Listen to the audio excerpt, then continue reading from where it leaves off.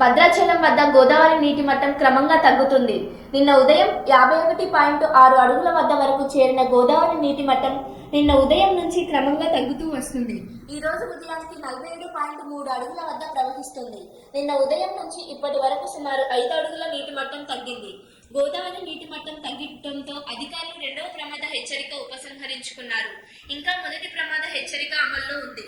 నీటి మట్టం నిలిచి ఉండడం వల్ల భద్రాచలం వద్ద స్నానాల ఘట్టాల ప్రాంతం వరద నీటిలోనే మునిగి ఉంది.